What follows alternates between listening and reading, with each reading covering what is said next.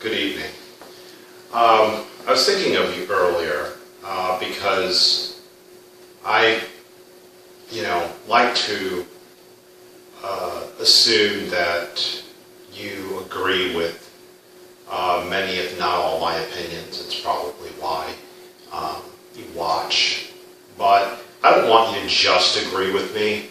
I'm hoping that, I can say something that you find insightful that you've never thought of before. And I had an interesting development this past weekend in my interpersonal relationships. And I had a friend send me a friend request, and I accepted it. At first, I wasn't too sure what I wanted to do. It was someone from my past. I haven't heard from in about, I'd say, over 5 years. And anyway, I waited like a day. I was really busy anyway. I didn't have a chance to go on and do any looking around to see what else was going on. And but I finally went ahead and accepted the friend request. Another day went by, and then I noticed that I had been sent a message, but I guess it had been filtered out as spam. So anyway, I took a look at it, and the friend had said to me that he apologized if if he had done anything to me to make me angry with him, and that he sees me around and that I never say hello. And I don't know what he was talking about there. I know there has been a few times where he has seen me and has said hello to me, and I've always responded politely. So I don't know, there may have been other incidents where he saw me and assumed I was seeing him and I was avoiding him. That's not what I was doing. But isn't it funny how people make assumptions about other people that are wrong? So if that's what he was assuming, he was mistaken. I just simply hadn't seen him. But anyway, he said that he wanted to apologize and that he'd like to resume the friendship. So I responded. First, I felt like a little annoyed, like my blood started heating up because bad memories started flooding back. And then I just, calmed down and was able to respond in a pleasant manner. And so what I said was that there wasn't any one thing that I could remember that he did to me, but I do remember him as being someone whose behavior I believe to be very erratic, and that he also knew how to push my buttons.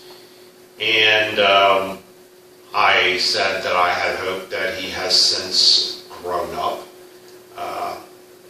There is a pretty big age difference between us, and I was considerably younger when we met, and of course so was he, because we met about 10 years ago.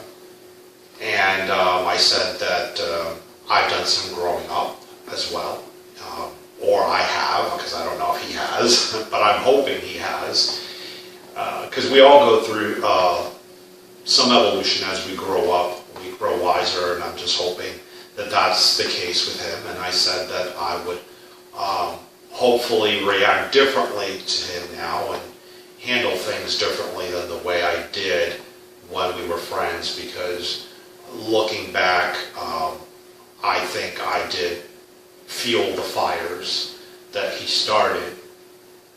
But I did say that it took, a lot of courage to say what he said in his email, and that I respected that.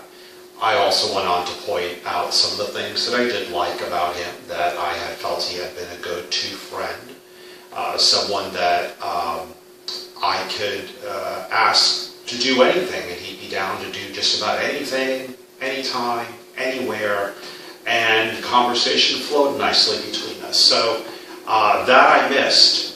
And more so now, because I really don't feel I have that go-to type of friendship in my life. You know, I have different friends that meet different needs, and their lives are complicated and they don't always have time, and I understand that.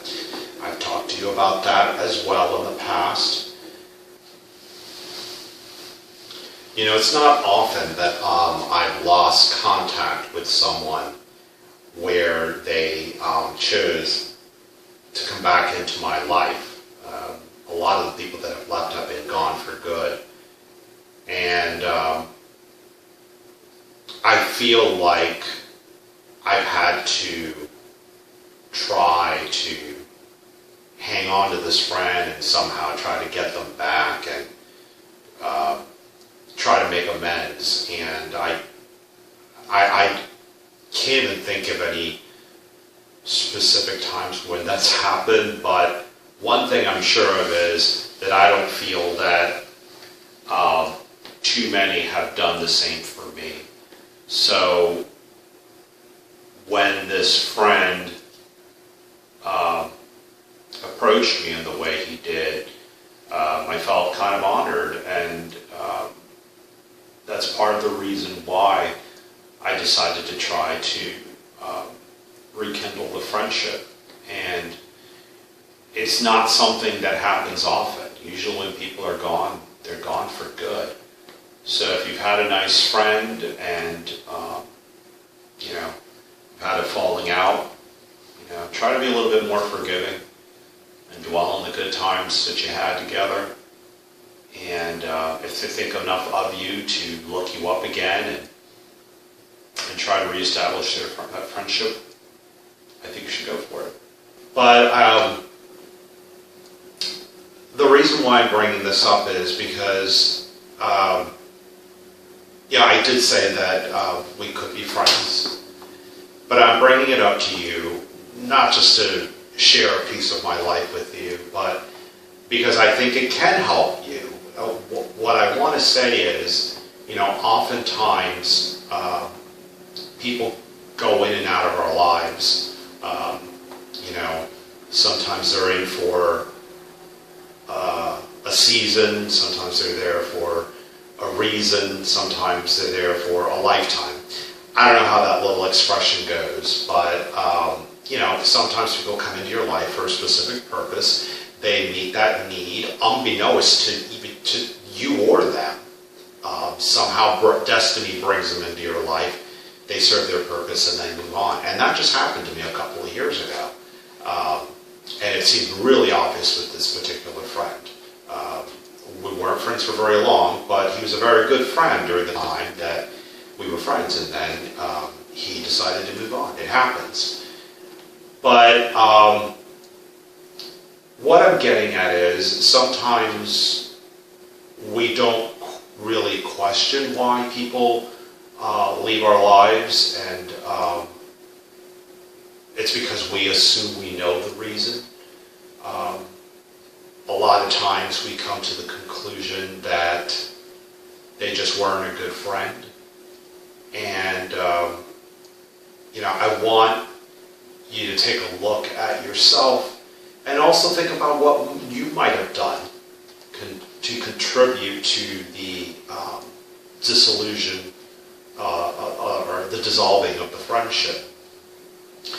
You know, because oftentimes we hurt people, and it's not intentional, but people make assumptions that they shouldn't make.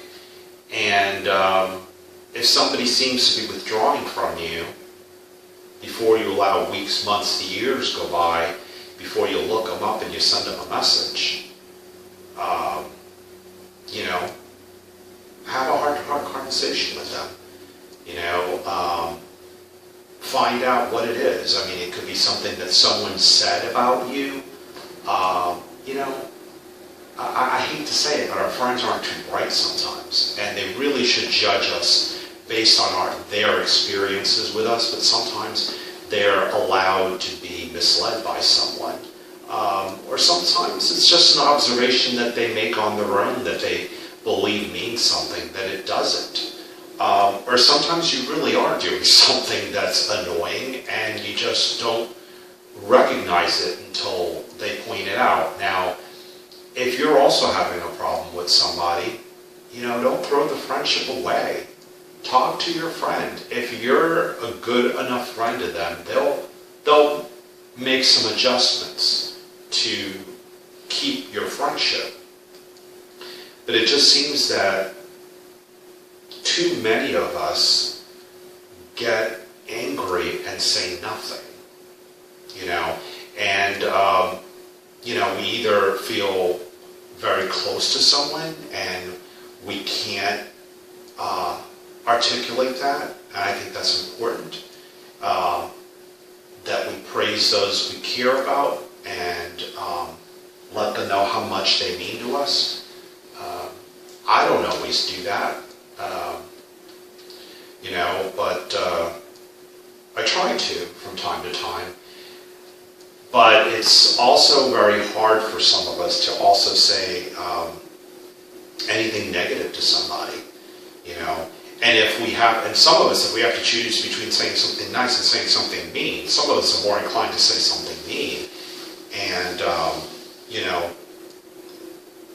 I just don't want you going through life as I have at one time.